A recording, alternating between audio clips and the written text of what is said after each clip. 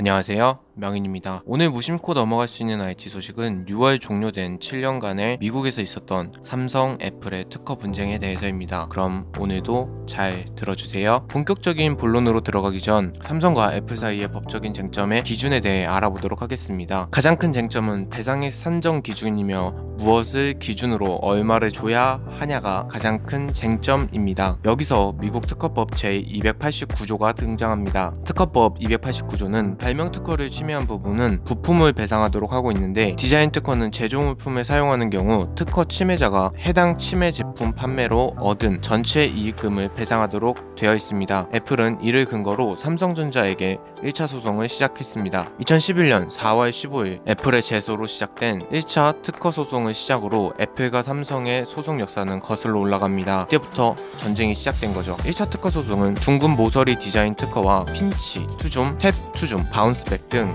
사용 특허가 쟁점이었습니다. 2012년 8월 1심 결과 삼성전자는 10억 달러란 어마어마한 배상금을 배심원단에게 부과받았고, 삼성이 고의로 특허를 침해했다면서 징벌적 제재에 가까운 판결을 내렸습니다. 이후 몇 번의 공방 끝에 2014년 초 9억 3천만 달러의 배상금으로 1차 소송은 마무리되는 줄 알았습니다. 2015년 1차 소송 항소심에 들어갑니다. 1차 소송 항소심의 쟁점은 3가지입니다. 디자인 특허 침해, 상용 특허 침해, 트레이드 드레스 침해, 이렇게 3가지를 놓고 항소심에 들어가게 됩니다. 항소심 결과는 2015년 5월에 나왔는데요. 삼성전자는 드레스 침해 부분에 대해 무혐의 판결을 받았으며 배상금이 줄어듭니다. 기존 1차 소송에서의 배상금은 9억 3천만 달러, 줄어든 배상금은 5억 4,800만 달러로 약 4억 달러 정도 줄어든 걸 확인할 수 있습니다. 트레이드 드레스란 특정 제품 고유의 분위기를 의미합니다. 아이폰과 갤럭시는 딱 봐도 느낌이 좀 다르잖아요. 그 부분에서 배상금이 경감된 걸로 볼 수 있습니다. 이후 삼성전자는 대법원에 상고 의사를 밝히게 됩니다. 그런데 삼성전자는 항소법원에서 유죄 판결이 된 디자인 특허 침해 부분에 대해서만 상고를 선택했습니다. 결국 항소심이 끝난 이후 삼성의 상용 특허 침해권의 판결이 확정되었죠. 그리고 2016년 애플에게 5억 4,800만 달러를 모두 지급했습니다. 1차 소송 1심 결과가 나온 2012년 8월 2차 소송이 시작됩니다. 디자인 특허와는 다르게 상용 특허를 내세우면서 시작되었습니다. 단어 자동 완성, 여러 종류 데이터 중 특정 데이터를 구분해서 실행할 수 있는 데이터 테이핑 특허, 시리 통합 검색, 데이터 공기화, 밀어서 잠금 해제 특허를 침해했다고 주장했죠. 그런데 이 부분은 삼성이 사용하고 있는 OS인 안드로이드 운영체제의 기본 작동 원리와 밀접한 관계가 있었기 때문에 구글까지 긴장하게 만들었습니다. 2차 소송에 불이 제대로 붙기 시작한 때는 2014년 4월이었습니다. 디자인 특허와는 다르게 상용 특허는 복잡하고 지루한 기술의 공방전이 오갔기 때문에 1차 소송과는 약간 다른 분위기로 흘러갔습니다. 1차 소송에서 카피캣이라는 오명을 쓴 삼성전자는 2차 소송 때도 특허 침해를 했다는 판결은 다르지 않았지만, 미국에서 진행된 특허 소송 사상 최초로 애플에게 배상금을 부과하는 데 성공했다는 점에 의의가 있습니다. 삼성전자는 애플의 데이터 패핑, 단어 자동 완성, 잠금 해제, 이렇게 애플 특허 3개를 침해했다고 판결을 내렸고, 애플은 삼성전자의 디지털 이미지 및 음성 기록 전송 특허를 침해한 것으로 판단되어 각각 1억 1,960만 달러, 15만 8,400만 달러 배상금을 부과받았습니다. 그때부터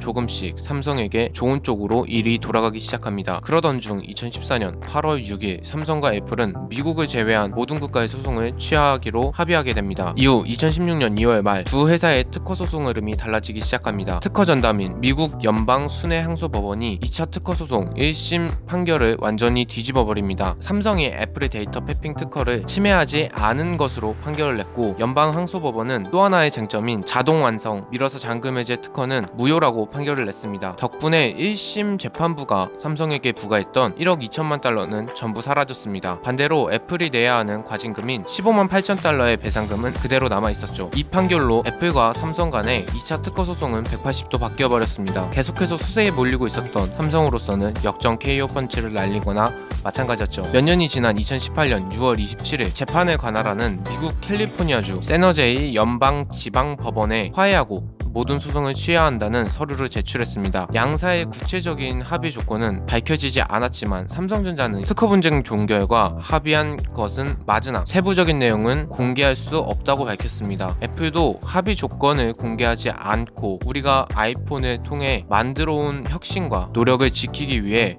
모든 것을 다했다고 밝혔습니다. 두 회사는 특허 소송이 장기간 계속되면서 실익이 없다고 판단한 것으로 보입니다.